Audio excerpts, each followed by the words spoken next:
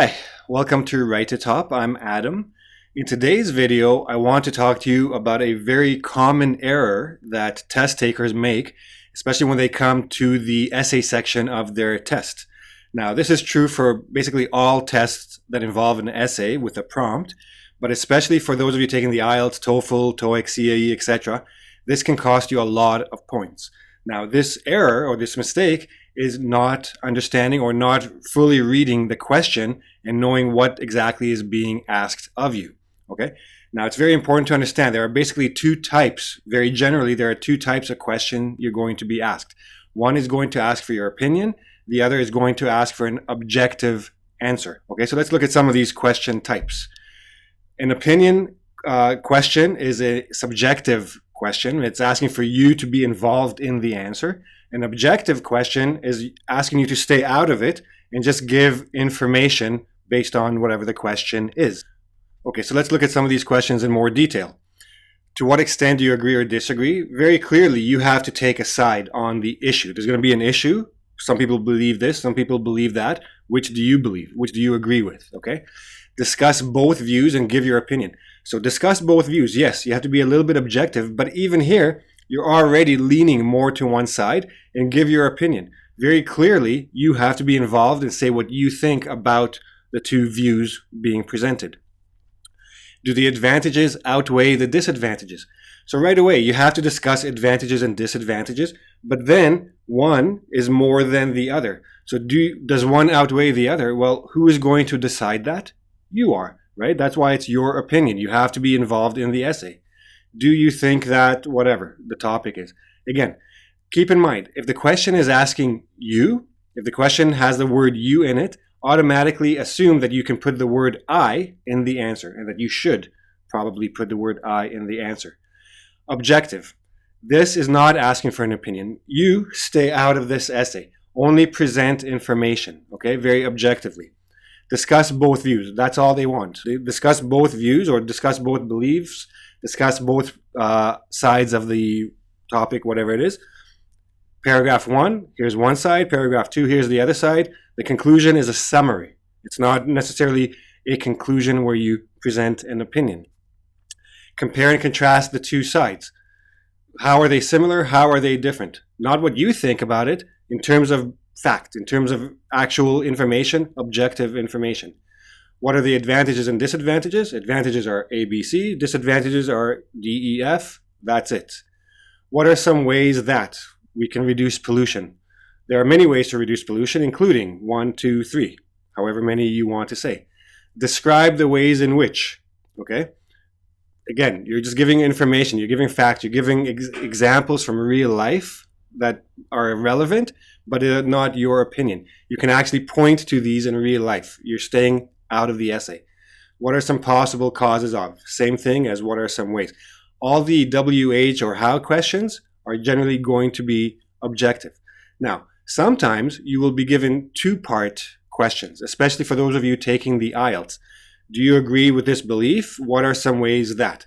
In this case, you have to be both objective and subjective. So first give your opinion, and then when you're talking about some causes, go back to being objective. Just give real information from real life, very objective. You don't have to necessarily put your opinion into these, but you can say, I think we can fix this by ... Example 1, 2, 3. Okay? So always understand exactly what you're being asked for. If you're asked for an opinion and you don't give one, you've lost points. If you're asking to discuss something and you give an opinion and you weren't asked for one, you've lost points. Okay? So task completion or interpreting the question is a big part of the scoring for these English tests. Make sure you understand the question. I've seen students lose points before they've written one word. Why? Because they didn't understand the question. And of course, the essay is not answering the question, or it's off topic, or it's off focus. Okay, we're going to look at some examples anyways. You'll see what I mean. Now, how to answer. If you're asked for an opinion, give an opinion. I believe, I think, personally, etc. If you're not asked for an opinion, don't give one. Keep I out of it. This essay will discuss, or the topic has both positive and negative aspects, as will be outlined in the following. They're not asking you, don't put I. They're not asking for an opinion, don't give one. They are asking for an opinion, give one, of course. That's how it works. Let's look at a couple examples here, 2 or 3 examples. The pace of technological advancements is steadily increasing, suggesting that people need not only to keep up with, but to stay ahead of the competition if they want to survive and succeed in the business world. This is a great source of stress for many people. There is your prompt. They're explaining to you the situation. What are some ways people can relieve this stress while remaining competitive in the workplace? They're not asking for an opinion. They're asking for examples of things people can do. Now, of course, use your experience, use your knowledge to present these examples, but don't present them as an opinion, right? Now, it's also very important not to be confused by the actual prompt, by the whole paragraph at the beginning, where they're giving you a lot of information. This is just to set up a context for you to answer the actual question. So what is this not asking you to do? It's not asking you for an opinion about anything, one. It's not asking you what is the role of technology in business. It's not asking you what it means to be competitive in business. Of course, you can use these ideas as part of your support, as part of your ideas that you're going to present to relieve stress, but don't make these the focus of the essay. Because it's very easy to start talking about these things and then make your whole essay about these things, and then you didn't answer the question. So what is being asked? What are some ways? So you're looking for ways, you're looking for approaches, you're looking for methods to relieve stress while remaining competitive. So the competition is not the main point. Relieving the stress is the main focus while remaining competitive. So you can take extra courses. That way you know what's going on. When there's changes in technology, you're aware of them because you've taken the courses. Now, when you've taken the courses, education is a great source of stress relief because you know what's going on. So when people talk about things and you can keep up with the conversation, you can feel relaxed. Present it that way. Don't present it as taking courses to be competitive. Taking courses to relieve stress. Make sure you understand the focus. Let's look at another one. Okay.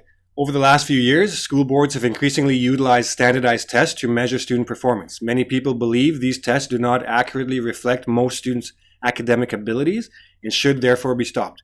Do you agree with this belief? So first of all, understand what is this belief. It is not about, do you believe that they have increasingly used tests? Well, that's not the point. That's a fact that's been given to you. Many people believe that. That is the belief that you have to agree or disagree with. Do you agree that they do not accurately reflect students' abilities? Or do you disagree? Do you think that they should be stopped or not be stopped? And then, what are some other ways students can be assessed? And here you become objective again. What are some ways they can be assessed? They can have projects, they can have essays, they can have extra homework, they can be assessed on their participation in class. None of these are opinions, these are just suggestions. Do you agree with? Opinion. Make sure you don't get confused. It's not asking you, are these tests good or bad? Are there situations where these tests are good and other situations where they're not good? You can put that into your agree with this belief thing, that I don't necessarily think they should be stopped, but I think that they should be used in different ways. That's fine. As long as you're answering the question, do you agree or disagree with the belief? You can reshape the question as long as you show that you understood the question in the first place. Okay? Modern mainstream media, such as newspapers and television channels, are increasingly making use of images, especially photos, to support their reporting. Some people believe that photographs represent an unreliable source of information, while others consider pictorial evidence as irrefutable. Discuss both views. First thing you need to understand, they're not asking for an opinion, so don't say which one is more correct. Do you think photos are good or do you think photos are bad? They don't care. They're not asking that. Why are some of the arguments that they are bad correct? Why are some of the arguments that they are good correct? Show both. And then make sure, and this is where people basically lose points because they lose focus. Don't focus on one side and make your whole essay about it. Don't say that photos are unreliable because there's Photoshop, there's all kinds of technology, and there's all kinds of ways to make photos appear different than they actually were, and the different lights, different angles. Meanwhile, all you're talking about is why they're bad, and then you don't have any time to talk about why they're good, and then basically you didn't answer half the question. Discuss both views. Paragraph 1, not good. Paragraph 2, good. The conclusion is not a conclusion, really. You're not reaching any sort of conclusion. It's a summary. In summary, photographs can be viewed as both good and bad because reason A, B, and C. Okay? Some educators believe that starting to teach children English at secondary school is too late, that this education should begin in primary school. Others argue that ... Do the advantages of early English education outweigh the disadvantages? The first thing you need to understand, they're not asking you to compare primary school and secondary school. They're not asking you to compare learning English as a child and learning English as an adult. Don't bring adults into this because they're not nowhere in this thing. The question is specifically about learning English in primary school only. That first part is a little bit confusing because they're making a comparison. The question is not about both. It's about one, primary school. What is good about it? What is bad about it? Which one is more, basically, right? So, okay, let me give you an example. Primary kids, so if they learn a second language, maybe they don't develop their mother tongue very well. They start being influenced by other cultures because those culture comes with the language, and that's a bad thing, a disadvantage. An advantage is that they develop their brains to be able to handle more than one thing at a time. Maybe they learn to be open-minded, maybe all these things. So, okay, I have good, I have bad. Now, I have to give an opinion. Which one is more? Are there more reasons to call it good, or are there more reasons to call it bad? And that's what you're being asked to do. Last one. Some people believe that increasing the local population's health can be done by providing them with more sports facilities. Others believe that adding more facilities will not be effective. Discuss both views, give your opinion. So here I've seen many people lose focus. They start talking about health is about exercise, it's about nutrition and diet, it's about being active, it's about being social. That's not what they're asking you. Will more facilities make people healthier or not? That's the question. That's what you have to say. So what are some good points about extra facilities? What are some ineffective points about extra facilities or not needing them? And then which one do you think has a stronger argument? That's it. Make sure you answer the question that is asked. Don't go off topic. Don't go off focus. Give me exactly what you're asked to give me. Okay? I hope this was a little bit helpful. If you have any questions, please ask here below at YouTube. You can also visit my other pages, my Facebook, Instagram, and Twitter, and ask me questions there. I hope you like this video and it helps you a little bit and you don't lose points on your essay. Come back again real soon. Don't forget to subscribe to my channel if you like these videos. And I'll see you again. Bye-bye.